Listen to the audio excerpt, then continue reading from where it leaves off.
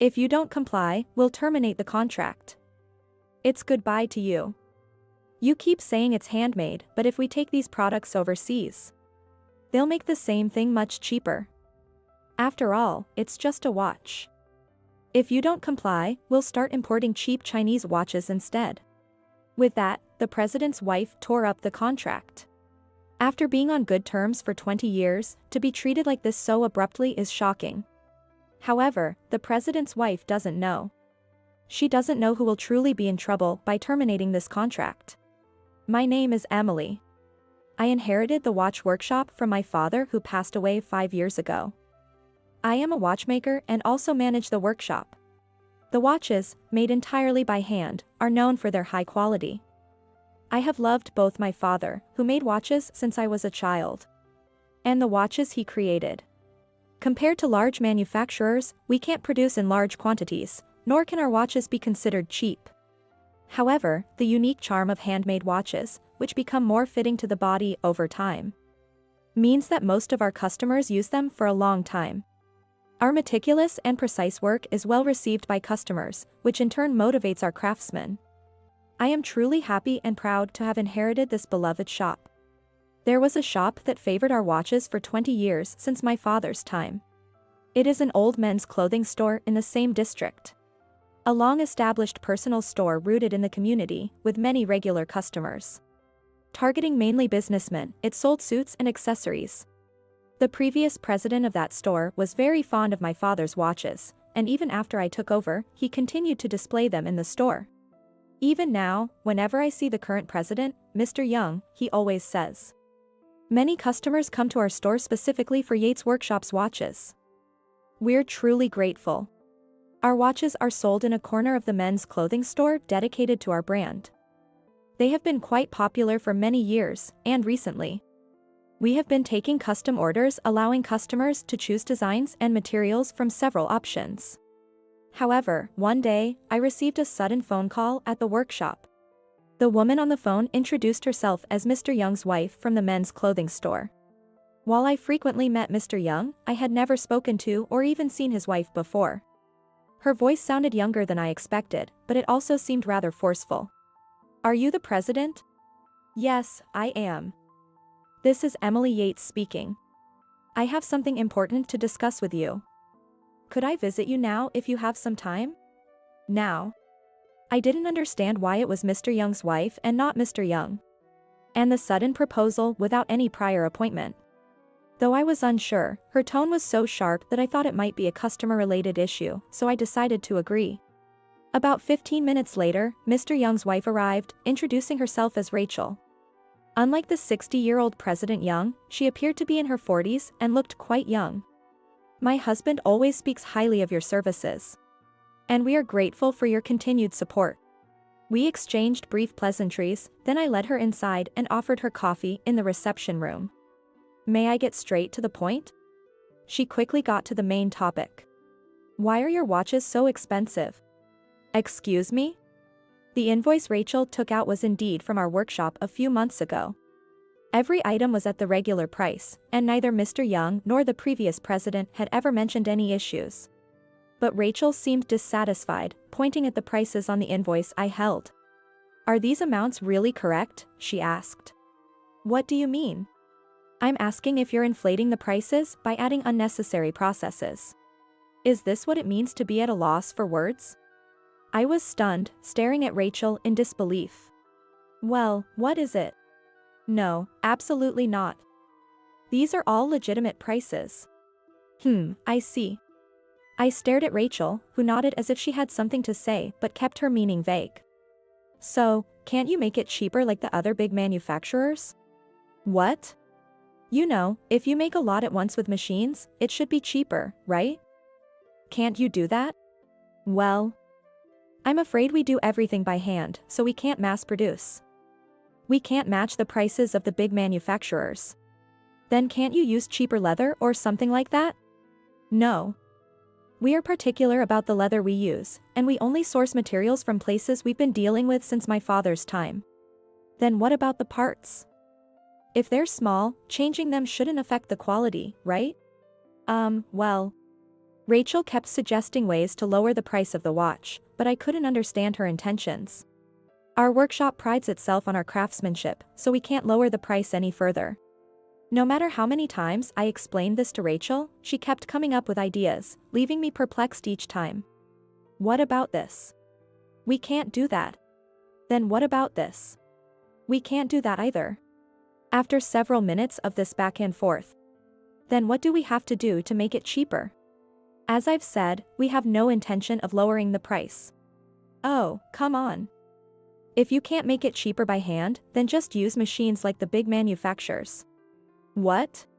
When Rachel suddenly slammed the table, I lost my temper and raised my voice. With all due respect. As I've been explaining, everything here, from tanning and cutting the leather to finishing, is done by hand by our craftsmen. We take pride in this and cannot compromise. It takes time and costs money because we put our heart into making each piece. Sure. Using machines would allow us to mass produce and lower prices.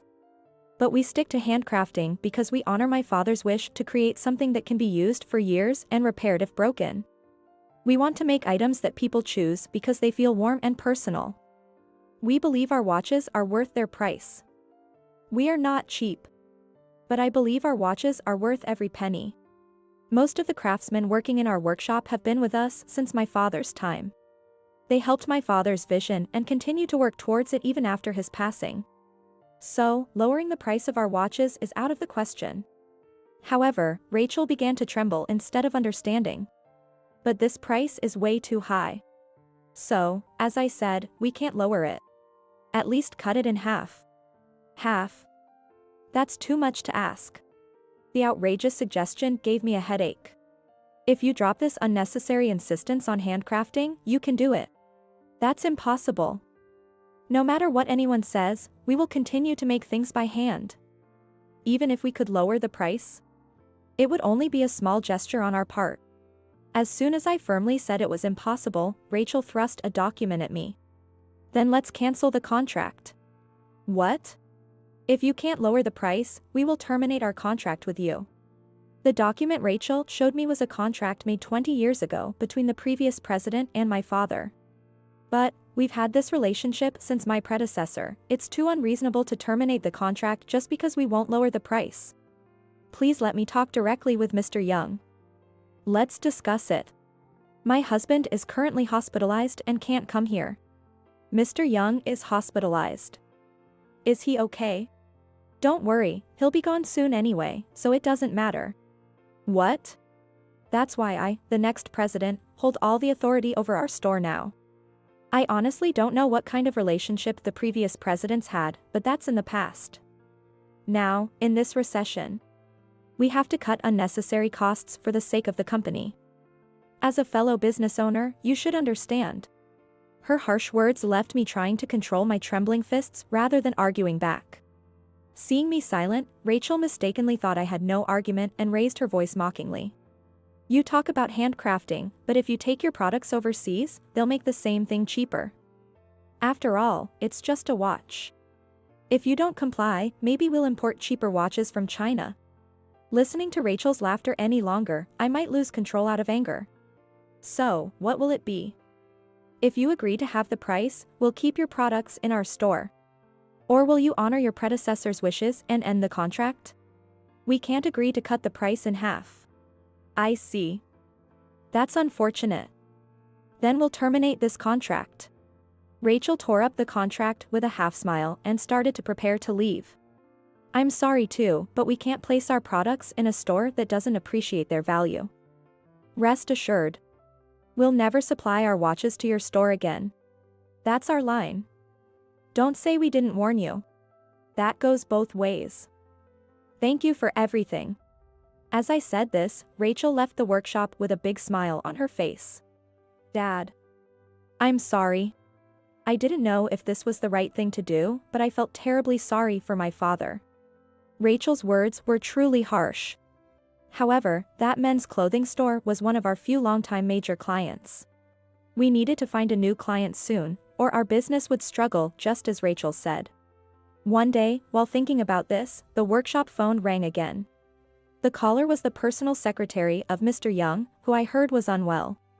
He insists on speaking directly with you. I'm calling despite knowing it's inconvenient. Though I was puzzled by the secretary's words, I had wanted to visit Mr. Young since hearing about his hospitalization. So I agreed to a brief meeting.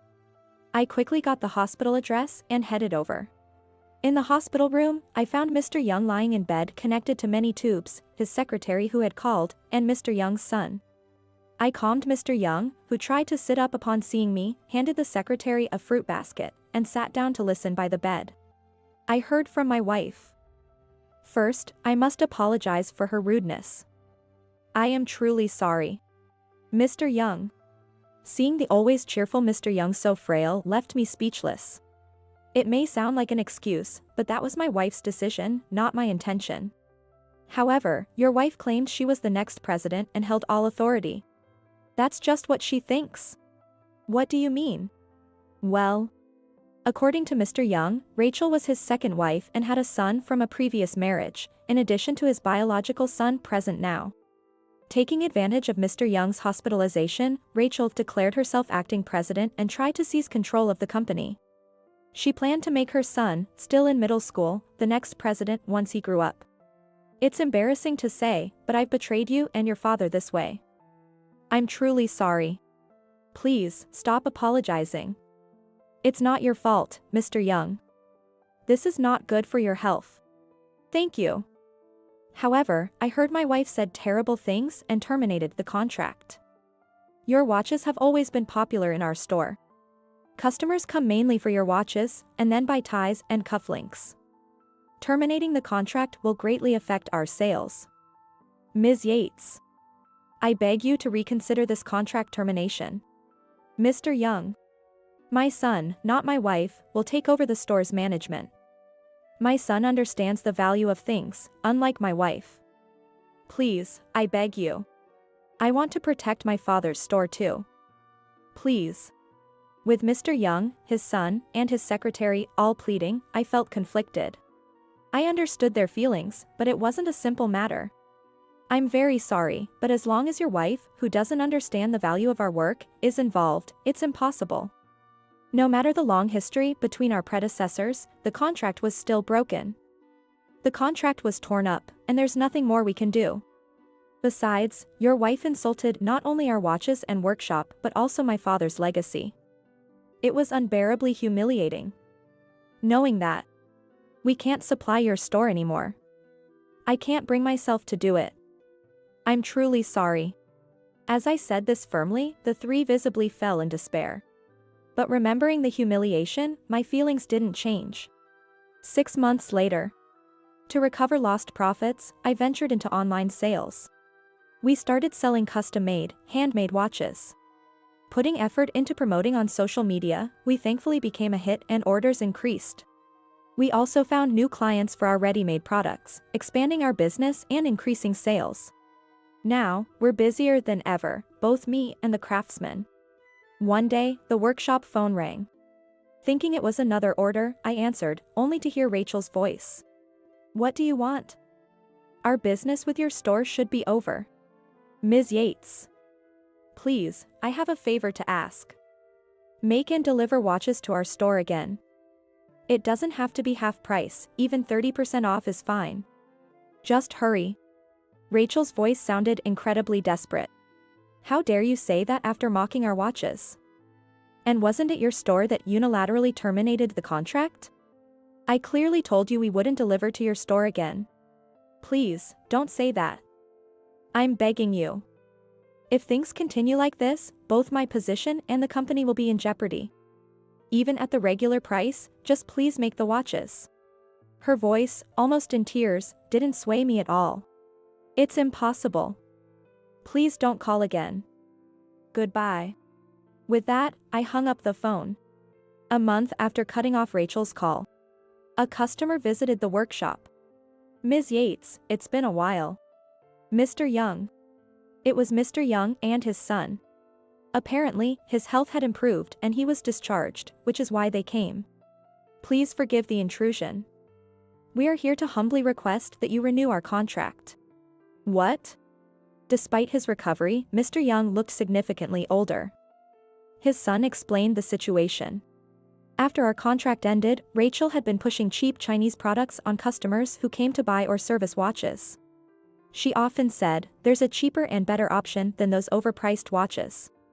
However, those watches were indeed cheap but of poor quality, quickly turning into unusable junk. As a result, customers stopped coming, and the store became eerily quiet. Upon his discharge, Mr. Young harshly scolded Rachel, but she remained defiant and ambitious. "Let's cut costs and increase profits. That way we'll make more money." He said he felt terrified by her attitude. When Rachel realized she couldn't seize control, she exploded. "I only married you for your money. What a mistake." That outburst was the final straw, prompting Mr. Young to decide on divorce. His son was also considering suing Rachel for damages caused by her reckless management. The customers who came to our store weren't just looking for any watch. They came specifically for Yates Workshop's watches. They were willing to travel to our store because your watches had that much value. My wife never understood that. Even though we're divorcing, I deeply regret ever marrying someone like her. Mr. Young handed me the contract documents and left, asking me to reconsider. Subsequent visits from Mr. Young revealed that the situation with Rachel involved legal battles and complications. But the divorce was eventually finalized successfully. After being kicked out, Rachel lived in a rundown apartment with her son, spending her days crying. Mr. Young felt sorry for her son. The boy couldn't live with his mother in that state. Her son begged President Young's son to hire him, saying he'd work even with just a middle school education, and eventually, Mr. Young took custody of him. His son now runs the company, striving to restore its stability. Rachel, burdened with debt, started working part-time jobs but couldn't hold them for long. It's her own fault. Despite Rachel has gone, I hadn't yet renewed the contract with Mr. Young. However, the customers in our watches were innocent. I decided to reach out to our previous customers, offering proper maintenance services. After all, they once chose our watches. Gradually, maintenance requests increased, and more customers visited our workshop directly. One day, a customer said it was convenient to buy at that men's store. I enjoyed picking out accessories and coordinating suits. "Can't you place your watches there again?" Since our online sales picked up, we'd received many similar comments. "I know the quality is good, but buying online is scary. I want to see and touch the product before purchasing. These are everyday items, I need to check if they fit well. Where can I see the product in person before buying?" While I appreciated the feedback, our workshop wasn't large enough to handle such widespread demand. Even if I tried approaching stores indiscriminately, there was no guarantee they would carry our products, and I wanted to avoid more conflicts.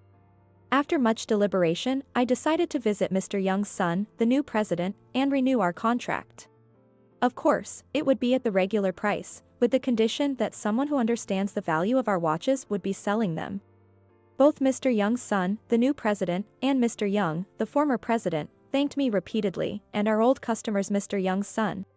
With the return of a major client at regular prices, our workshop became even busier. While everyone was motivated, it would be counterproductive if we couldn't keep up with the demand. Just as I was considering hiring new staff, Sean, Rachel's son, approached me, asking to work here. He was attending a technical high school, and I decided to let him start as an apprentice if he was truly motivated. Honestly, I still don't know much about watches, but I've always admired the ones displayed in the store. Sean said with a bright smile as he watched the craftsman work. Several years later, I was gazing at a particular watch displayed in a corner of the workshop. It was the first watch my father made for me. He crafted it with love as a gift for my 21st celebration, and it's my treasure. Since I was a child, I was in awe of my father, who spent long hours meticulously making watches. He was my hero, and I wanted to be just like him. When I told him I wanted to be a watchmaker, work for a proper company, he said, but I knew he was secretly pleased. In the end, I followed in his footsteps, and he taught me everything without a word. Feeling nostalgic, I gently touched my precious watch. Placing it back, I sighed as I looked at the watches I made, ready for shipment. It's not that I'm dissatisfied with the present, But I still have a desire to surpass my father someday. First, I need to complete the tasks before me. After stretching out my body, I carefully packed each watch I made with care and loaded it into the car. My father always said the watches he made were like his children. I feel the same way. These watches are our children. Delivering them is both joyful and a bit sad. But they will return for maintenance someday. When they do, we'll welcome them back, fix them up, and send them off again. With that anticipation, I'll continue making watches today.